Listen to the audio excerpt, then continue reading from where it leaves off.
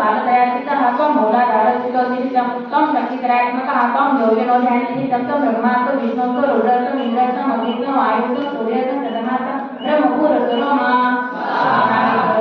वर्णानि तदनन्तरमणुस्वः कर्करा अर्धञ्जुलचित्तनां